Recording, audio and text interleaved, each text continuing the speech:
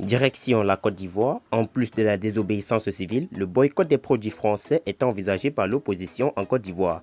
Alors pour plus de détails, après le générique. Avant de commencer, abonnez-vous à la chaîne et activez la cloche de notification car cela va vous permettre de ne plus manquer les prochaines vidéos. Let's go!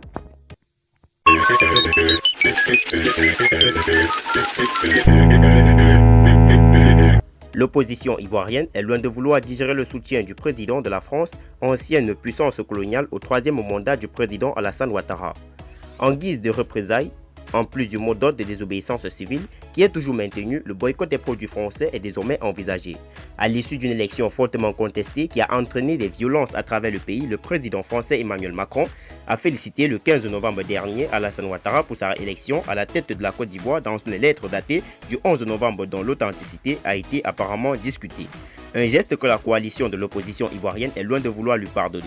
En effet, en réaction au soutien des dirigeants français à Alassane Ouattara pour son troisième mandat jugé anticonstitutionnel par ses opposants en Côte d'Ivoire, des appels au boycott des produits français ont été lancés. Si on veut se libérer, il va falloir les toucher là où ça fait le plus mal, c'est-à-dire à leurs proches.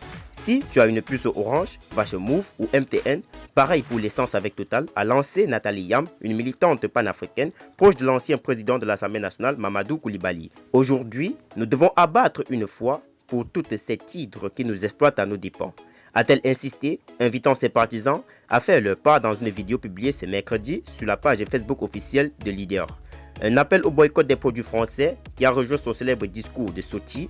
On se souvient en effet que lors du sommet Russie-Afrique en octobre 2019, elle y avait fait une intervention fort remarquée. Nous voulons sortir du franc CFA que Paris, avec la complicité, c'est l'accueil africain, veut pérenniser sous l'appellation ECO. Avait-elle dénoncé sous l'ovation du public, un discours qui lui a valu l'expulsion de la Côte d'Ivoire le 2 décembre 2019. Ils l'ont mise dans l'avion pour Zurich avec un changement à Paris. Elle a découvert sa destination à l'aéroport. On a pu lui parler brièvement. On lui reproche une activité incompatible avec l'intérêt national, nous a-t-elle dit, avait rapporté Mamadou Koulibaly. Aujourd'hui, c'est depuis la Suisse que Nathalie Yam, militante de Leader, un parti de l'opposition ivoirienne, appelle au boycott des produits français en vue de protester contre le soutien de Paris à un troisième mandat en Côte d'Ivoire.